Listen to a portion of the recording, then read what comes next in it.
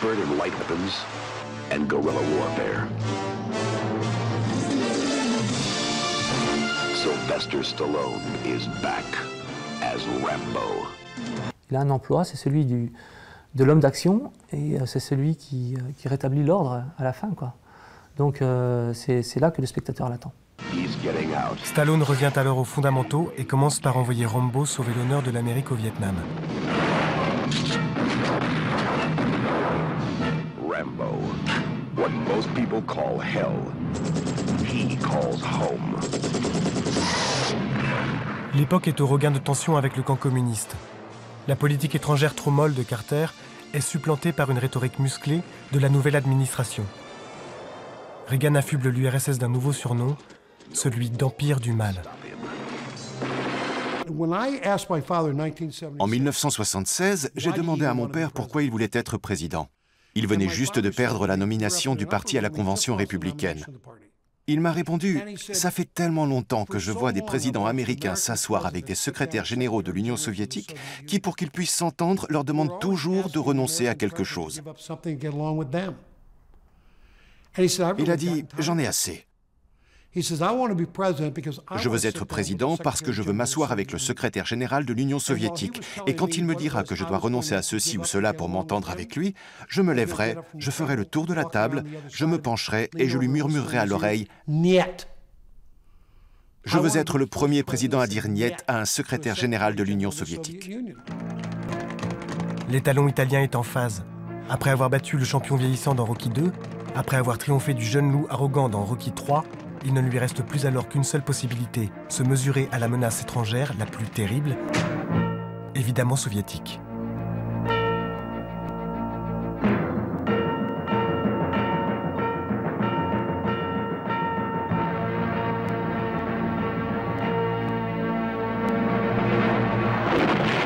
Rocky IV, get ready for the next World War. Stallone puise son inspiration dans l'histoire de la boxe et un combat légendaire. In 1 minute and 49 seconds, an American fist won a victory. I'm trying to draw on the parallel, the Max Schmeling, Joe Louis situation, where they were no longer just fighters. They were tremendous symbols for two nations. Max Schmeling, a paratrooper in the Nazi army. Men turned into machines, challenging the world. Joe Louis, training for the fight of his life. This time it's a fight not between man and man, but between nation and nation. It's a fight for the real championship of the world, to determine which way of life shall survive, their way or our way. L'Amérique est une grande nation qui voit ses ennemis comme un moyen, comme une chance de se définir. This is not just an exhibition fight that doesn't mean anything. Look, this is us against them. What are you talking about? Come on. Il y a d'abord eu les nazis, les premiers grands méchants, et après ça, les Russes. Quel meilleur adversaire pouvait-on trouver?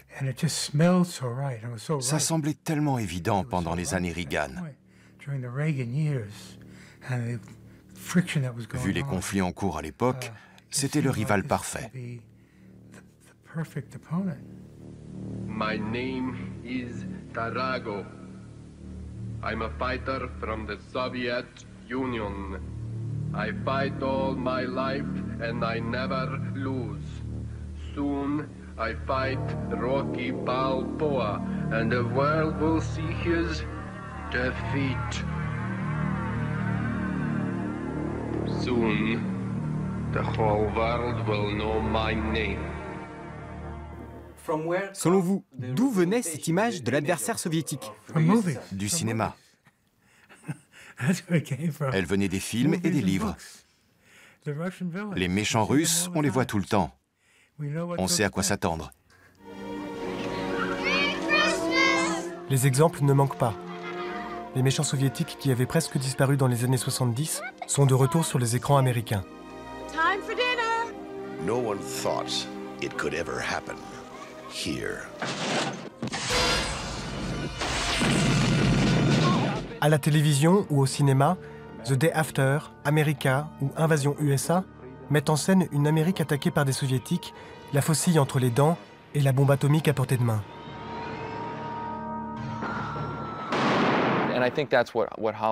Hollywood fait souvent ça. Il grossit jusqu'à la caricature ce que, dans bien des cas, le public pense déjà. Le problème est que cela renforce ses préjugés. Les produits hollywoodiens les amplifient et par conséquent les nourrissent et les transforment en principes politiques.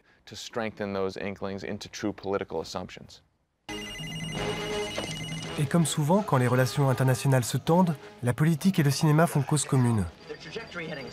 Des films comme War Games, Octopussy ou L'Aube Rouge, qui ont tous la guerre froide en toile de fond, sont produits par le même studio que Rocky, la MGM.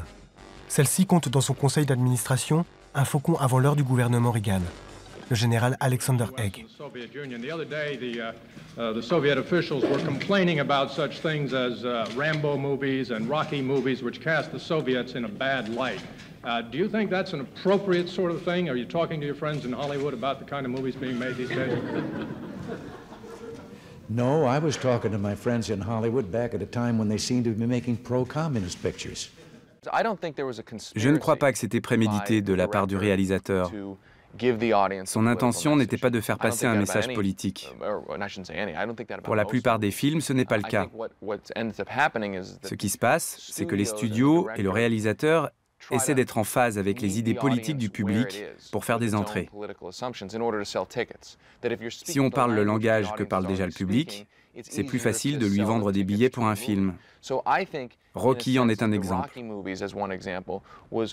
Dans un sens, il reflétait la façon de voir et les sentiments d'une certaine partie du public.